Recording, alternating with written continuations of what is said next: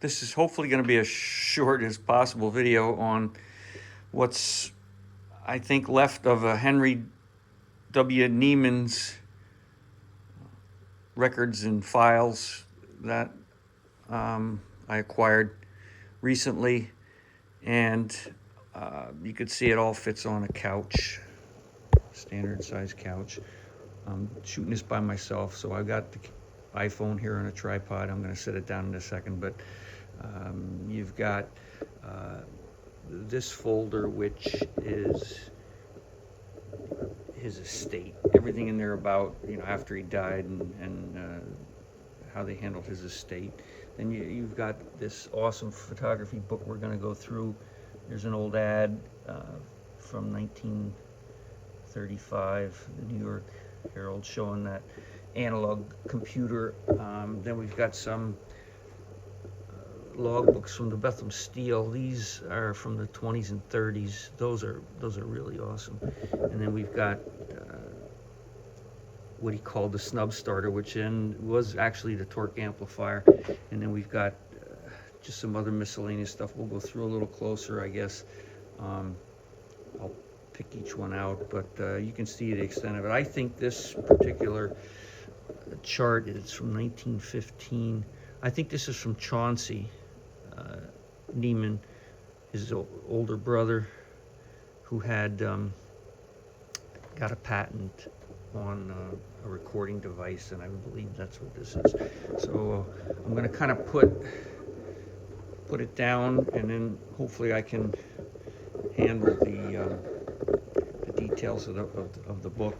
But this one in particular strikes me as being worthy because it's got the original photographs of some of the uses of the Torque Amplifier. This is dated May of 26. The patent was issued 25 to the Bethlehem Steel, and I think this is on a turret of a gun. And the book is just, I mean, it's thick. It's got photos in here of all kinds of applications, and his original, you know, prototypes. Geez, now I lost it. Let's see. Yeah, here. This is the an amplifier model. One direction, boiler control. It goes on and on. And dates 1926. So that's the bulk of this. Here's a cool picture. I'm not sure. It's dated 1930. It's some kind of giant press. And these guys are unidentified. But needless to say, I mean, it goes into, you got your big guns here. Let's look at the date on that. This is really awkward to hold this. Yeah, 1926. Really, really nice images. So that's that. And then we have one of his early logbooks from the Steel. And some of his handwriting. This is from 1929. I mean, this guy gets into all kind of details. I mean, science stuff, metallurgical, mostly hot stretch steel. This book is just, and then he's got some X-ray photographs in here of steels. This is dated, usually dates everything, but these are some kind of a, yeah, 1930. This is all 1930 stuff. Coils, rolled strips, some, if you're a steel guy or a metallurgist, here's some of his X-ray pictures that he paid to have done in the research department of Bethlehem Steel. And this is dated for, usually he dates this stuff, I think it's 1930. But anyway, There's some of that ephemera. Yeah, 1930.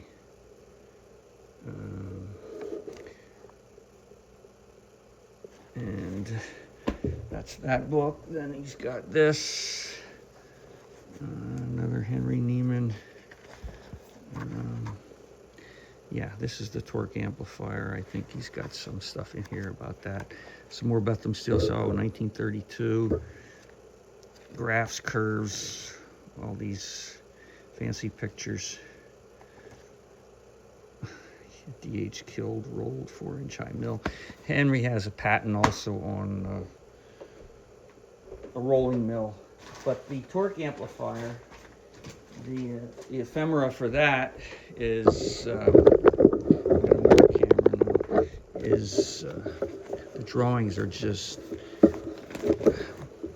I mean, he gets into some of his other patents. Let's see. I'm trying to stay in a frame. This isn't working. Let's see. Let's get that. Over here. Yeah, here's a nice one. All typewritten. I think most of this was to prepare for the patent. And he's got drawings on, this paper is like, I don't know what they call it, not even onion skin, it's yeah, it's 1931, I think. Yeah, August 1st, 1931. But you have charts that were done, and just the patent drawings alone are just awesome. Nothing steel. Cork, this is 28.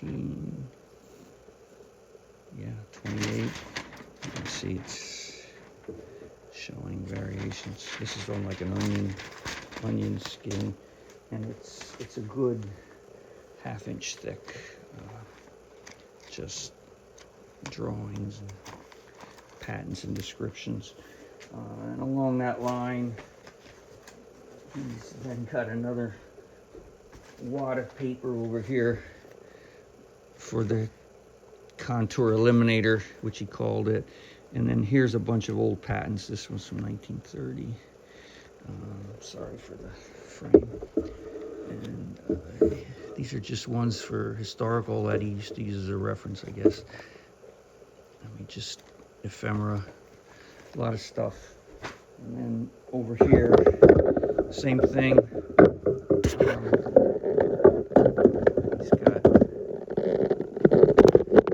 got a thick folder here, just patent stuff.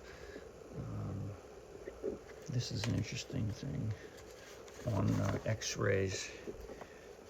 Milestones in the industrial X-ray field, 1925, 67, up to 1935.